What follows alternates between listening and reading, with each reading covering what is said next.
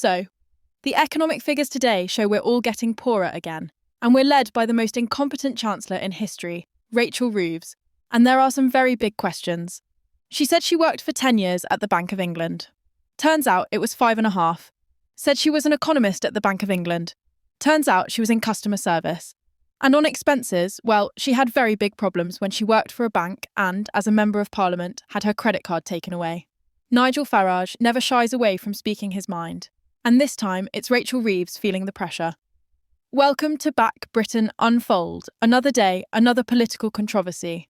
But this one's got people talking. Reeves has long claimed she spent a decade at the Bank of England building her credibility as a financial expert. But now the truth is out. She was actually there for just 5.5 years. A minor mistake? Not quite. When you're responsible for managing the country's finances, honesty isn't just important, it's essential. Well, I'm an economist. I studied economics. I got a master's in economics from the London School of Economics, and I worked as an economist at the Bank of England. That's one. Let's have Reeves on her CV.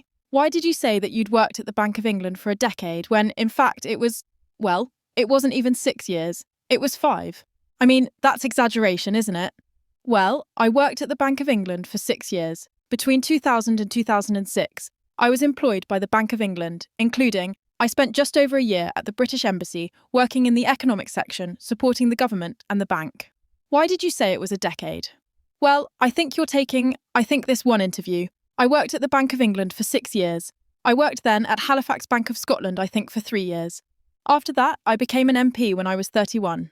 But I think in the end, people want to judge me on the job that I'm doing today as Chancellor of the Exchequer. I'm qualified to do this job, but in the end, people are going to judge me. Am I growing the economy? Am I improving their living standards? And I'm determined to do just that. Nigel Farage didn't hold back, immediately calling her out and highlighting a pattern of misleading statements. And this isn't the first time she's found herself in hot water. She's already had her parliamentary credit card revoked after failing to pay off more than £4,000 in expenses. Now she's trying to convince the public that the UK economy is on the rise based on a tiny 0.1% increase. But Farage isn't buying it, and he's not alone. Many people are sceptical, wondering how much longer she can keep this up. With trust in politicians already at an all-time low and pressure mounting, this could be a defining moment in her career. Will she come clean, or will the cracks continue to widen? One thing is certain, Farage isn't letting this one slide.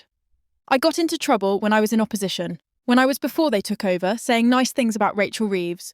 Good, sensible woman, and she's still a very nice woman and good and sensible. She's as boring as her Prime Minister, but that's a problem for the whole government. But she really disappointed me. It was bound to be an unpopular budget.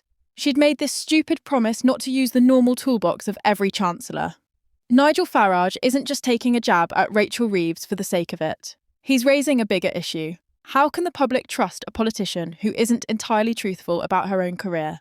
Reeves has repeatedly claimed that she spent nearly a decade working at the Bank of England, which sounds impressive. If only it were true. Official records, however, paint a different picture. She was actually there for just 5.5 years, almost half the time she originally claimed. Farage wasted no time in calling this out, pointing to it as yet another example of dishonesty in politics. And he has a point. If a politician is willing to stretch the truth about their own resume, what else might they be exaggerating? This isn't just a minor slip-up. It's about credibility. People expect their leaders to be honest, especially when they're making economic decisions that impact millions of lives. Farage's argument is straightforward. If Reeves can't be upfront about her own past, how can anyone trust what she says about the country's future? The growth numbers have come in higher than many expected, but I'm still not satisfied with the level of growth that our economy is achieving, and that's why I am determined to go further and faster in delivering the economic growth and the improvements in living standards that our country deserves. Now, let's talk about her financial history. Back in 2015, Rachel Reeves had her parliamentary credit card taken away after she ran up more than £4,000 in unpaid expenses. Think about that for a second. Someone responsible for shaping economic policies couldn't even manage her own spending. Parliament issues these credit cards strictly for work-related expenses, not for racking up bills and then ignoring them. And sure, she wasn't the only MP caught up in this mess. Others were guilty too. But that doesn't excuse it. If anything, it just adds to the problem. Nigel Farage didn't hold back on this one.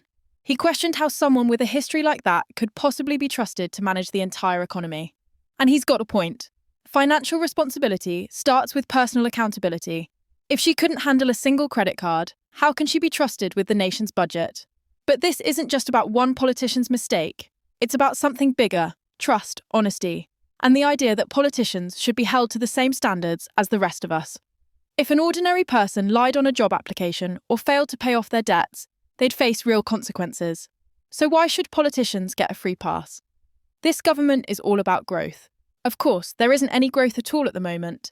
And many would say that actually the national insurance rises, new employment legislation, the upping of the minimum wage, pretty much guarantee that when the 1st of April comes and much of this kicks in, we're really going to be in a tough spot. But no, the Chancellor has been off to Davos and come back a new woman, and we're going to have a third runway at Heathrow Airport. Well, Nigel Farage has a knack for tapping into public frustration, and right now he has plenty to work with. Rachel Reeves is under fire, and the big question is, will she address these concerns head-on or just hope people move on? Either way, the damage is done, and Farage isn't letting this one slide. Reeves wants people to believe the UK economy is on the upswing, but the numbers tell a different story. She recently pointed to a 0.1% growth rate as proof that things are heading in the right direction. But let's be honest, that's not growth. That's stagnation with a fancy label. Farage wasted no time tearing into her claims. He called out the absurdity of celebrating such a tiny increase while ordinary people are struggling with rising costs, wages that can't keep up with inflation, and businesses being hit with higher taxes. A 0.1% growth rate doesn't mean the economy is thriving. It means it's crawling forward at a snail's pace, barely keeping its head above water.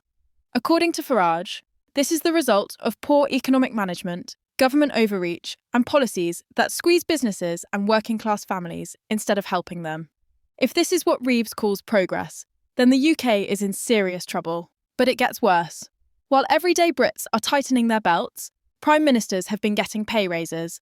Reeves mentioned this almost in passing, but Farage saw it as yet another sign of a political class completely out of touch with reality. How is it that government leaders can give themselves salary bumps, while the public is being told to wait for a slow and steady recovery? For millions of people struggling with soaring energy bills, expensive groceries, and paychecks that don't stretch as far, it feels like a slap in the face. Let's start with the GDP figures. Yay, we've got growth. It's brilliant. Everything is going just swimmingly. Everything's fine. Is that right? They're very ropey numbers, very low by historic standards, fourth quarter GDP numbers. Well, GDP numbers are always subject to revision. These are preliminary numbers, fourth quarter numbers in particular. Yes, Rachel Reeves has just about avoided steering Britain into a recession within the first 6 months of Labour taking office for the first time in 14 years, but only by the skin of her teeth. Farage's argument is simple. Real leadership means leading by example, not rewarding failure. If the economy were thriving, a pay raise for politicians might not be a big deal. But with growth stuck at just 0.1%, it sends the wrong message. Politicians getting richer while everyone else is told to wait and struggle. It's exactly the kind of thing that fuels public resentment toward those in power. MPs and ministers already have a reputation for looking after themselves instead of fixing the problems they were elected to solve. And the real question is, how long can Rachel Reeves keep spinning weak economic figures before people stop buying it? Farage knows how to tap into that frustration, and right now Reeves is making it too easy for him. The cracks in her credibility are widening, and if she doesn't have a real plan to turn the economy around, she may soon run out of excuses. She made this stupid promise not to use the normal toolbox of every chancellor. Apparently, she wasn't going to raise income tax. She wasn't going to raise VAT. She wasn't going to raise national insurance, corporation tax. That's 70% of the revenue, enormous taxes on employers. I would have raised, I think, VAT and fuel tax. So I'd have been hated, I'd have needed police protection. But in the national interest, that's what you're working towards in the first budget. And you don't put, in the present state of the economy, a big tax on employment in the way she has. The farmers, well, I'm rather on her side. Managing an economy isn't just about policies, it's about trust. If businesses, investors, and the public don't have confidence in their leaders, nothing else matters. And that's exactly where the bigger issue lies. Nigel Farage is tapping into this uncertainty, arguing that Rachel Reeves is already losing credibility at a time when the UK desperately needs strong and trustworthy leadership. Can someone with a history of bending the truth really be trusted to steer the economy out of stagnation? Or has the damage to her reputation already gone too far? The pressure on Reeves is mounting. Critics are demanding she address the inconsistencies in her professional claims, with calls for accountability growing louder. Transparency in public office isn't just expected, it's essential. If she fails to provide clear answers, the consequences could be lasting. Speculation about her political future is already swirling. Will these controversies force her to step down, or will her party rally behind her? With elections on the horizon and trust in politicians at an all-time low, this scandal doesn't just threaten Reeves. It could have serious repercussions for Labour as a whole. The stakes couldn't be higher. It's worth saying two main points. One was made by Richard Tye earlier. In GDP per head terms, income per head, we are in recession. We've seen income per head fall now for 2 successive quarters, the second, the third, and fourth quarter of 2024. So we're in recession. The other thing I'd say, Julia, is within these numbers that the headline number is just about okay enough to allow Rachel Reeves to try and reset the narrative and say her policies are going to work out. Rachel Reeves is under intense scrutiny, and Nigel Farage isn't letting up. From overstating her experience at the Bank of England to sidestepping responsibility for past financial missteps, her credibility is being called into question. Her promises of economic growth, paired with the stark contrast between rising MP salaries and the struggles of everyday people, only add to the controversy. But this isn't just about one politician. It's about trust in leadership. Reeves may try to move past the criticism, but the bigger issue remains. Can politicians truly be held accountable, or will this all be forgotten with time? If you found this video insightful, don't forget to like and subscribe. You can check out more of our content, right? This was today's important update. We want to make it clear that our videos do not contain any kind of misinformation. Our only goal is to deliver true and verified news from across the UK, right here on Britain Unfold. If you enjoyed the video, please like, share your thoughts in the comments, and don't forget to subscribe to the Britain Unfold channel. Thank you.